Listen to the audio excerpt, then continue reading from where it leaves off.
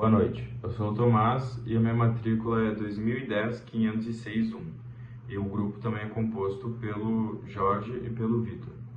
Bom, hoje nós vamos falar de um dos temas abordados recentemente em aula, que é a empenhorabilidade do bem de pequena propriedade rural e bem de família. Nós vamos usar o acórdão 5648726, que se trata de um agravo de instrumento relatado pelo Leoberto Narcísio Brancha, da 15ª Câmara Civil de Santa Rosa.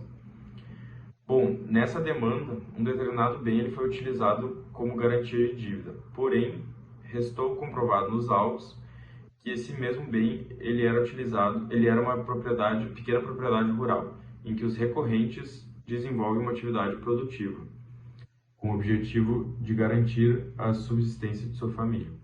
Bom dia, meu nome é Jorge Capel, minha matrícula é 2010-7097, o grupo é formado também pelo Tomás e pelo Vitor. Bom, nesse trabalho a gente teve como objetivo falar sobre a empenhorabilidade do bem de família, que inclusive foi pauta na nossa última aula, que despertou bastante interesse na gente e motivou a gente a fazer esse trabalho. E bom, agora vamos para o que importa.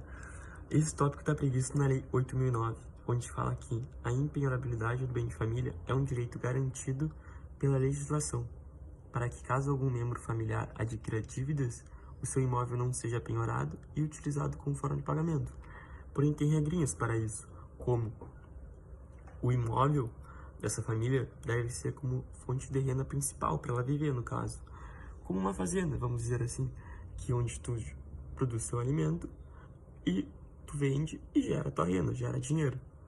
Então, seguinte, assim aproveito para mencionar o inciso 26, onde fala: a pequena propriedade rural, assim definida em lei, desde que trabalhada pela família, não será objeto de penhora para pagamentos de débitos decorrentes de sua atividade produtiva, assim confirmando o que eu falei antes. Outro fator seria residência ou moradia permanente da entidade familiar, que no caso é o único lugar que eles têm para viver. Que outro motivo que não pode ser penhorado, que é a maneira de ajudar, resguardar a família, no caso.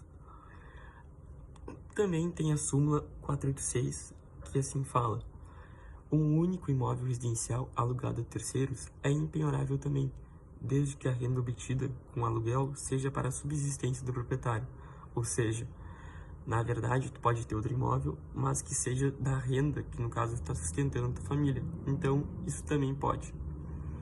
Portanto, o bem de família, as características que eu mencionei agora, na verdade é para resguardar e ajudar, visando também o sustento da família, para que, na verdade, numa eventual situação, eles não se acabem perdendo todos os seus bens.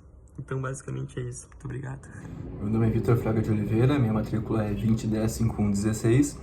E dando continuidade ao que foi falado pelos meus colegas, agora eu vou falar um pouco sobre o conteúdo relacionado com o acórdão.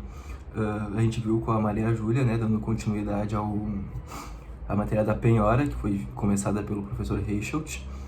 A gente viu, né, o caso da propriedade rural, que pode ser impenhorável ou impiorável, dependendo, né.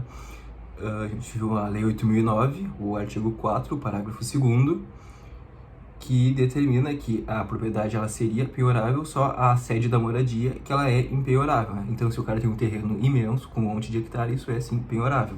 E menciona também, nesse parágrafo aí, sobre a pequena propriedade, que o que excede o limite, ele é penhorável.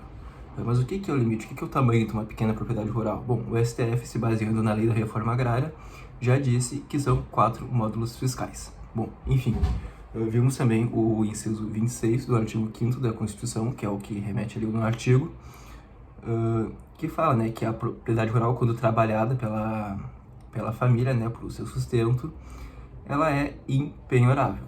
Isso se relacionando com as dívidas que derivam, que são oriundas desse trabalho, dessa atividade da família.